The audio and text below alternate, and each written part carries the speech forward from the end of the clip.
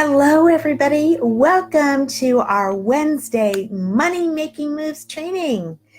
We're excited about this new series, and I hope you're excited as well. We have 6 great classes for you, and the best part is they're on a different topic every week, and you can catch them when we go live, or you can also catch them a little bit later on. They'll stay up for a little while and we'll take them down then and we'll redo the cycle. So that way you'll always get some of the freshest information with some of the current promotional information as well. So excited to see who's going to be joining us today for our training. It is midday here on Oahu, but for many of you, it's 7 o'clock at night. So you're home from work if you're on the East Coast. So, hey, how are you? Good to see you. Welcome. Hey, Amy. So I'm going to go ahead and get started because since this is live, we want to really respect your time, but we also know that if you missed a little bit, you can always go back and catch the beginning part as well. So I wanted to share with you a little bit about this series of classes. We have 5 different classes for you, and myself and Jan McDonough will be alternating on the training. And so you've got 2 different trainers. This is just one of the many increased learning opportunities the FSRC is bringing to you. So you're so special when you're part of FSRC because you don't have just one business leader. You actually get 7 business leaders. So that's a wonderful package deal. And in addition to that, we have lots of great organizational leaders and directors as well. And you get a chance to hear from all of them from time to time too. So let's talk a little bit about the classes that we have scheduled. This first one is time management. And we decided to start with time management because, if you're feeling a little overwhelmed, then it really won't matter what else we teach you because you'll be too overwhelmed to put it into place. So we decided that we would start with time management. Then we're going to go into recruiting next week, which is very timely because we have a great recruiting focus this month. And then the next week will be host coaching, followed by dating parties at parties, dating parties away from parties, and lastly, demo tips and techniques. So this series of classes is ideal for those of you that want to take your business to the next level. Maybe you get started just coming in for the discount and you've decided you want more out of the business. So this would be perfect for you. Maybe you're already in the business holding parties and you want to kind of oomph your game up a little bit, or maybe you've got some great success going on and you're just looking for a little reminders, reinforcement of what you're doing. It's interesting because I invest a lot of time in training. And I always find that sometimes, I can listen to a call, it's 30, 45 minutes long, and I'll get one little tiny morsel of something. And it may even be something that I've heard before, but I completely forgot. I'm sure you've all done that before, right? And I'm like, why did I stop doing that? So perhaps you'll pick up some little morsel as well. Oh, wow, we got lots of people hopping on. Hey, Diane, Shauna, Teresa, Fran, Tracy. We got a pretty strong presence right now from Legacy. And you ladies may not hear that much new because you've already heard me, but that's okay. I'm glad you're on. So let's get started. So have you all ever heard these words? A goal is a dream with a deadline. Have you ever heard that before? So if you have, here's what I want to ask you. Do you have a goal that is driving you? Because the very first thing that's so important in this business is you've got to find a way to stay self-motivated. The best part of being in Tupperware is that you don't have a boss. But the hardest part about being in Tupperware is that you don't have a boss. And so learning to set goals is a great way to keep yourself motivated. And a lot of people are a little bit scared of that word goal. So asking yourself, well, do I have a dream? If there's something you've been dreaming about, having a dream with a deadline, that's a goal. And so that's the very first thing I want you to do is think about, what is it that I really, really want? What is in my heart of hearts? Next thing is running a business without a goal is like taking a trip without a map. You would never do that. You would never get in the car and start driving aimlessly on vacation to an unknown place without having a roadmap, right? Well, it's the same thing in a business. You can't just aimlessly wander your way through a business. You have to have a plan on how to get from point A to point B. And then next, do your daily actions support my intentions? That is the stickler question, because it's really easy to have that dream of what you want, and then whether it be fear or just lack of organization, lack of confidence, sometimes we don't actually put the actions into place that get you to where you want to go. So then it really is just a dream. So you've got to make sure that you've got some daily actions that support your intentions, what it is that you want. So do you have a list of actions or activities that you need to do on a consistent basis? That's the key. So all of those are part of learning to manage your time.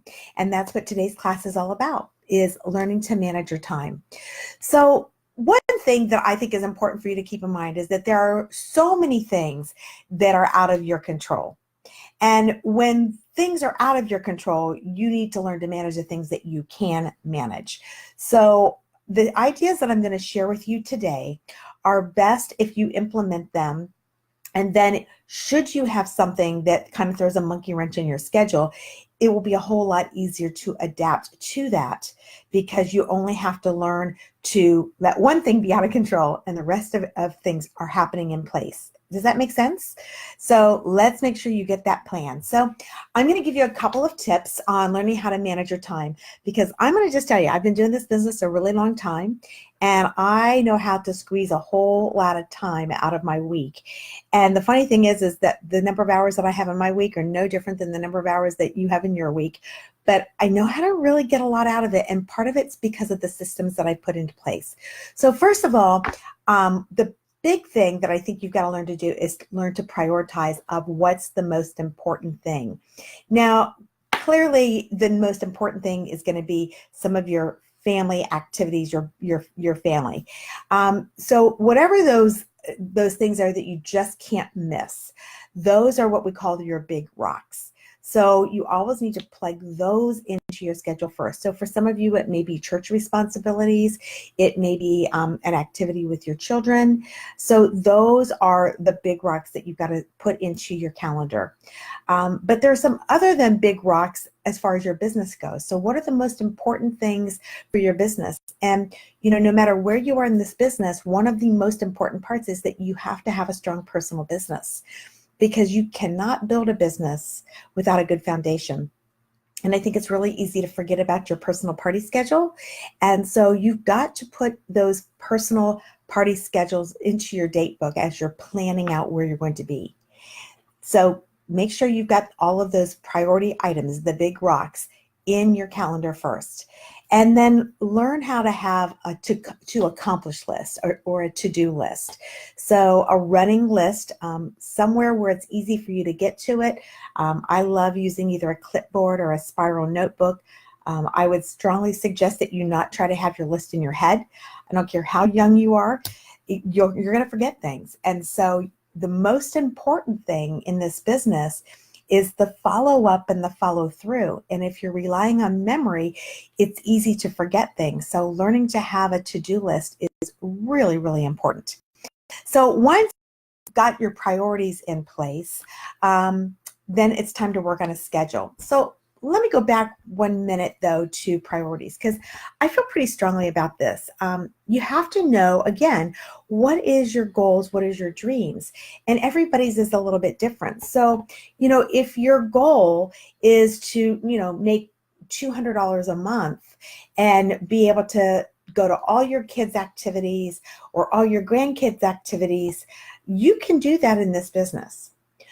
But if your goal is to make $80,000 a year, you're going to probably have to make some choices. Now, I'm not going to tell you that you're not going to be able to go to any of your kids' activities, because you can. But you may have to make some choices, because you probably aren't going to be able to be on the ball field 7 days a week and still hold parties. So, there's choices that you're going to have to make, and every choice that you make has some kind of repercussion, whether it be a good choice or a bad choice. So, it may be that you're giving up the income. On the other hand, it may be that that's not important to you, and what's most important is that you have that time. So again, have that dream, that goal, so you know what it is that you want. Number 2, priorities, big rocks in, the things that you can't miss, family activities, plus your personal parties. And now it's time to work on scheduling. The one thing that I learned in Tupperware was a phrase, and it's called things that are scheduled are the things that get done. And I'm just going to tell you that nothing could be more true. If you say, oh, I'm going to try to call 3 people tomorrow, but you don't have an appointment to call 3 people, it's so easy to procrastinate. I know it is, because I've done it before. It's easy to say, yeah, as soon as I get this done, this done, and this done, then I'm going to make those phone calls. But if you actually schedule commitments to talk to people, you're going to find that it's going to work a lot better for you. So things that are scheduled are the things that get done. So let me give you an example of how that might work. I don't think it's any secret that it's kind of hard to get a hold of people on the telephone these days. Everybody's got caller ID. A lot of people never answer their phone. They just allow it to go into voicemail. So a really great system that will work for you is, let's say you're doing some follow-up, whether it be with a recruit lead or a customer follow-up or a hostess, or maybe it's just a lead from someone that you met at a vendor event and you promised that you were going to connect with them. So text them. Send them a quick text, and the text should not be about the issue, because you don't develop a relationship just texting. The text should be about scheduling an appointment. So, for example, Teresa's on the call today. And so what I would do is I would send her a text message, because I don't know whether she's in the middle of work or if she's, changing a diaper. She's going to shoot me for that, right? Or maybe she's cooking dinner. So I would send her a text message and I'd say, hey, Teresa, it's Tina from Tupperware. I met you at ABC, and I just wanted to follow up about blank. Would you be available to talk in about 20 minutes? Or would you be available to talk at 2 o'clock? Whatever. Just set a time. I find that that is the most effective way for me to be able to get a hold of somebody, because then they are in a position to take my call. They don't let it go to voicemail because they are expecting that call. So that's a really great system, because nothing is more frustrating than setting aside time to make phone calls and then not getting a hold of anybody and everything goes to voicemail. Then you're discouraged, and then it's hard to get yourself motivated to do that again. So make some text messages to literally schedule the time. So that means that you're going to have to block off time in your schedule as to when you're going to actually hold those phone calls. And then prior to doing that, you send out those text messages. Have working hours. So, what does your typical work day look like? Are there days that you don't want to work? It's okay. Like, for example, Tracy is on the video right now, or whatever it's called, the live, and her husband works 6 days a week. He's only off on Sunday, and her and I were just talking, and I was like, do not schedule anything on Sunday, because that is her only day that the two of them have off together. And it's easy to say, yeah, I'll do a Tupperware party on Sunday, but no, she needs to be off on that Sunday. And so that's really what I want to encourage you to do, is decide what your schedule is going to look like. And for some of you, it's going to change around your husband's work schedule. For kids, it changes depending upon what season it is, because you might have one schedule during football season, another one during soccer, another one during baseball, or whatever. So you're going to have to make sure that you're always working on that schedule. But have working hours. Know that I work my Tupperware business on Mondays from 7 to 9, and I work my Tupperware business on Thursdays from this time to this time. So set out those times, and then don't schedule other things around those, because that's the time you committed to working your Tupperware business. So that consistency will make such a big difference. And then learn to schedule your errands. Oh my gosh, you can waste so much time getting in the car to run one errand. You get stuck in traffic. So try to clump like errands together, or have one, maybe half a day, if you can do it in a half a day, where you try to get all of those different little running around things that you need to do. So, I kind of keep a running list of things that I need. One of my my favorite stores to go to is Target. I can like lose myself in Target like forever. But I don't just run to Target because I would like lose my life there like 3 days a week if I did that. So my dentist is near Target. My doctor is near Target. Everything that I do is pretty close by. So I just keep a running list of the things that I need. And then anytime that I have to go over there for something else like that, that's when I hit Target and do all the little shopping that's not a requirement that I have to do. Obviously, there are some things, you can't live without toilet paper, right? But for those little things that you don't really have to have, but you want to get, and that's the best place to get them, you kind of get the drift. Learn to schedule your errands. Where are you going to put them in your schedule so that you're not constantly getting in the car and going off into different places? Now, I mentioned having this plan. So if you fail to plan, you plan to fail. So set aside time on a monthly basis to plan your schedule. Every month, you got to have that time to be able to do that. So once a month, I sit down and I get out my planner and I look at all the different activities that I need to do, and I make sure that they're in my schedule. And that way I've scheduled the time. Remember, the things that are scheduled are the things that get done. So I want to encourage you to have that definite time. And it doesn't really matter what it is as long as it's consistent. It might be one Friday a month. It might be one Saturday morning a month. Just pour yourself a cup of coffee and sit down with all of your kids' activity lists and really kind of make sure you get it all together, because nothing's worse than supposedly trying to be at 3 places at one time. It just doesn't work that way. One thing you're going to need in this business is a really good calendar or date book. So I know that many of you just had an opportunity to earn the one from Tupperware, but maybe you didn't earn that one. There's a lot of different plans out there that you can get, and you don't have to spend a ton of money. There's Passion Planner that I know a lot of people really, really like.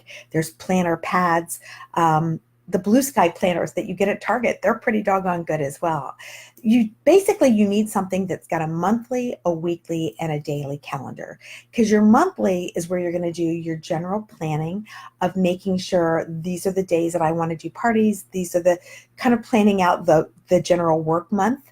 Weekly then is where you'll transition those items over. So you need to know where you're going on a weekly basis, and they typically have more room to write the details. And of course, your daily is going to give you a chance to put in the specific things, your accomplished list of who you want to call, who you need to see, and so forth. So if you're trying to run your life with multiple calendars, like one for your kids, one for your husband's work schedule, one for your work schedule, one for Tupperware, you are going to really get yourself messed up. So get yourself one planner, and everything needs to go in there. If your kids are a little bit older, another concept that can really help is to do maybe a weekly family meeting. So I used to do this when my kids were, once they got to be about, maybe 12 and above, because now, they've got things going on at school and a lot of different activities. And so Sunday night after dinner, we would all sit down and I would share some of the things that I already had scheduled that were not negotiable at that point, because it's a Tupperware party already scheduled. And then I'd ask them, and it taught them how to think. So I'd ask them questions like, who has a project due this week? So they'd have to stop and think about it, because that's the time when we need to know, oh yeah, we need to get a poster board for that. Because nothing's worse than, I'm sure every single one of you that are parents have had this happen at 8:30 at night when your kids say, oh my gosh, I need a poster board for something tomorrow, or anything like that. So helping them to look ahead and determine things that they are going to need for the upcoming week is so important. So that's something that will help you stay sane, but it also will teach your children to be really good planners as well. So another thing that I love to do, and Sunday is a great time for me to do it, but you'll have to pick a time, and you could do it on a Saturday morning, but I love to do what I call a brain dump. Yep, that's what I said, a brain dump. So a brain dump is where I literally make that list of everything that needs to be done. And to be honest, some of it's kind of random little things. Like, for example, right now on my brain dump list, I have knobs that I need to buy for my dresser drawers because I want to replace them. And so I've got that on my list. Is that a high priority? No, but it's one of those things that I wanted to write down, because I am a firm believer that if I leave it up in my head, my brain's going to be like a computer, and there's just so many memory cells that I have, and I'm going to forget things. So if I get it out and I put it on paper, I don't have to keep thinking about it. And that way I have my list of the things that I want. And I may or may not get to those because it's not a priority at this point in time. At some point it may become a priority, and I'll start looking for those, whether I do that online or hit Lowe's or Home Depot or something like that. So do a brain dump. Write down everything that you need to do for your kids, for your job, for your Tupperware business, for upcoming events. So, think about, if you've got, maybe somebody's got a birthday coming up and you need to buy a birthday present or get a birthday card. Think about that ahead of time, stick that on that list. Maybe you're going to hold a birthday party for someone. So, plan the birthday party because you're going to have to find the venue and all that kind of good stuff, send out the invitations. So doing a brain dump, looking out like maybe 6 weeks in your calendar at anything that's coming up, and literally writing those things down of, okay, I've got to get something planned for this. You've got to do it ahead of time. And if you write it down, then it's out of your brain, and then you can start working on it. So now what's going to happen is you've got that list, and then you take a look at your month at a glance, and you look at where are there any potentials of time that you can fill with some of the big rocks that you haven't scheduled yet, where are some of the things that you can just use maybe as an off day where you can catch up on some of those non-business type things that you need to take care of as well. And you start filling in your book. So you start with the big list of things you want to do, you stick them into your monthly calendar, and then you're going to transition those into the daily things. What do I need to do on a daily basis? That's going to help you to really tame the craziness that you have. So for me, one of the best date books that you can get for this is called Planner Pads. And the reason I like it is because it uses the funnel system, and it starts off with your giant list of things to do, and it brings it down into the weekly and then into the hourly things of what you're going to do. So you can go to plannerpads.com and you can check that out, and that may be a good solution for you as well. So you want to make sure that you're using your weekly and monthly calendars for blocking out times and just creating a typical weekly calendar so that you know what's happening. And then your daily calendars are where you'll actually write in the things that have to be done that day. Make sure you have a list on there that you actually write in those things that are the actions that are going to support your goal. So whether it be to, maybe your goal is to make 5 phone calls every day, or your goal is to date 2 new parties every week. Put that into your calendar to work on those outside datings so that you are getting those done. Because if you just say, gosh, I hope I can date 2 new parties this week, and if you never do anything about it, it is not going to happen. So schedule it. Now, one of the other things that will help you in time management is learning to kind of tame the paper. And so that's more in the organization department. But I do want to share with you that if you learn to tame all the paper, it will eliminate a lot of the time that you waste looking through paper. Does that make sense? So I want to share a couple of things that will help you with that. First of all, get some systems in place. I always say KISS, keep it simple, silly, or keep it simple, Sally. So don't make systems that are really complicated and require too much. So for example, you need to have systems in place for your parties. So for your demonstration, don't feel like you need to be everything to everybody. Instead of going to a party and saying, so what do you want to do? The easiest thing to do is pick just a couple of demonstrations that you're going to offer for the month, and then let your hostesses choose what you're going to be doing. So you might say, this month I'm offering 3 different demos. We can either do a candy making class, or we can do something in our pressure cooker, or we also can do our stack cooking demo, and have some specific recipes of what you're offering. So give them kind of a name. I love to do theme types of parties. So it might be a Mexican madness party that you want to do, or something like that. So create those simple choices so that you're not trying to repack all these different types of parties throughout the month.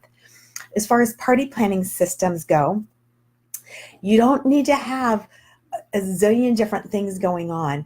Just come up with the challenges that you feel are going to be the best support for your hostesses, and use the same challenges for every single hostess, for every single party, and do it until you're kind of bored with it. So I would do one thing for about 6 months, and then I'd change and I'd do it as something different, and then I'd go back to the first thing, because there isn't just one party planning uh, formula that works for everybody as far as the challenges. So you just have to do what works great. So I love Tic-Tac-Tupper, but I would do Tic-Tac-Tupper sometimes for about 6 months. And then I was like, yeah, I don't want to do that anymore. I'll go back and do this one. And I'd have another little challenge form that I would do for my hostesses. And then I'd go back to Tic-Tac-Tupper. It wasn't that one was better than the other. I just wanted a little bit of a change up. So same challenges helps you because it's so easy to pack, and you don't have to stop and say, okay, now what did I offer for this hostess? You'll know. The other thing that's just like the saving grace for holding Tupperware parties is to use party envelopes with a checklist. So I know that some of you may have heard some training where they use folders, like just manila folders, and put everything inside of it. And I tried that, and to be honest, things spill out. I like manila envelopes. It's the exact same concept. I just want to put it in an envelope so nothing's going to spill out all over the place. And then on the outside of the manila envelope, I have a checklist. So there's several of them that float out. When we do the party planning training, I'll be sharing my checklist that I have, but there's also others that are available that several people throughout the country have shared, especially during Record Breaker, and it may be on your regionals business page. So those party envelopes help you to keep everything in one place. And then as far as recruiting goes, there's really two things that you need to have in place. Well, actually three. You need to, number one, you need to have, what is it that you're going to give to your prospective recruits? So that's your recruiting flyers or a folder or a recruiting envelope. So you got to have that. And then the second thing is you need to have some kind of tracker or checklist of what you do for someone once they say yes. Because especially when we have a month like this month with our pressure cooker and our modulars, and you have maybe more recruits than you typically do, it can get a little confusing to remember, did I do that with Fran or was that with Teresa? I'm not really sure. So by having a checklist system, it will help you to make sure that you don't forget something. So what is it that you're going to pass out at parties? What is it that you're going to give to those that are interested during your actual interview? And then what are you going to use to track what you do with somebody once they say yes? So those are some of your systems. Another thing is to think about, what is it as far as taming the paper? What is it that you are really printing out? I mean, you really don't need to print out a whole lot of things. So that'll help you, that organization will help you to save time. So a couple of things is just create templates. And I'm a strong believer that everybody needs to invest. If you're going to be in this as a business, and I know a lot of us come into this just for a hobby, and that's okay. But at the point that you decide I want this to be a business, you're going to need to invest in two things. You're going to need to invest in a printer, and you're going to need to invest in either an iPad or a laptop, because the telephone is great, but there are limitations. I do a whole lot on mine, but there are some limitations of what you can do. So what I love about having a laptop is that I can obviously take it with me everywhere as opposed to a regular computer. But I also save things on my computer that I'm going to need, and I don't print them. So learning how to right click and save is going to be your saving grace, and then slide it into a little folder on your desktop. And that way it's easy to find the things that you need. So, have a folder for recruiting, have a folder for party planning, have a folder for dating. So the things that you need on a regular basis are going to be right there at your fingertips, and you don't have to be like, so where's that stuff that I always put out? I also have a folder for every single month. So as soon as you see something on Facebook or in your email that you feel like, oh my gosh, or even on the Tupperware website, of course, and you're like, okay, I'm going to need that hostess party checklist, then save it and put it into that November folder. Because what you don't want to have to do is spend hours going back on Facebook saying, where was that recipe that I wanted? It's a waste of time. So if you see something and you think, oh my gosh, I love that recipe and I'm going to need that for a party, maybe not right now, but eventually, right click, save it, right? Put it in your recipe folder. Make sure you name it so that then you can type in just taco and then up comes the taco recipe. If you just right click it and save it as something with no name, then you can't search for it.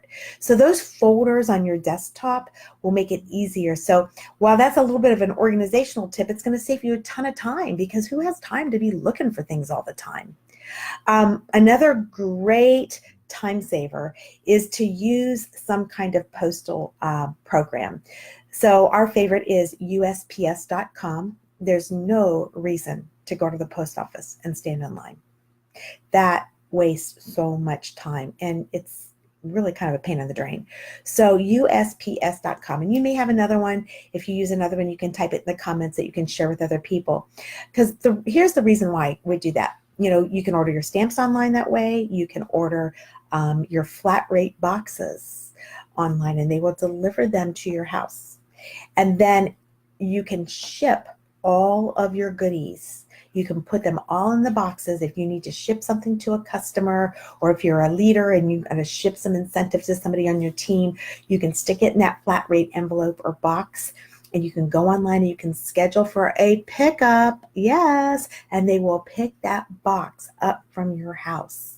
And you don't have to go to the post office. You're just going to go online. You're going to print your postage. Another reason you need to have a printer. You're going to tape it on there, and voila, you put it out on the doorstep, and they're going to come and pick it up the next day. I mean, who needs to spend time going to the post office? I don't even know what the inside of a post office looks like. Don't need to go there. So that's a great time saver. So technology can definitely save time.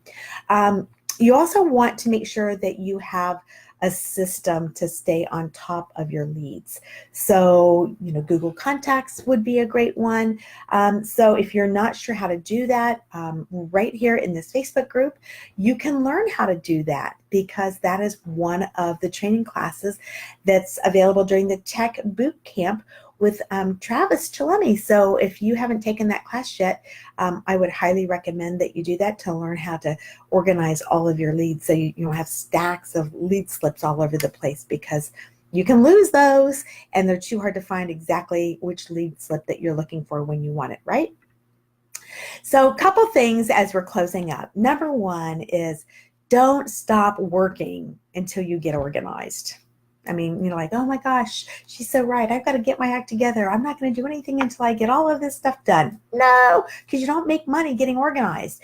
Yes, being organized will help you to be more productive. It will give you more time, but don't stop doing what you're doing.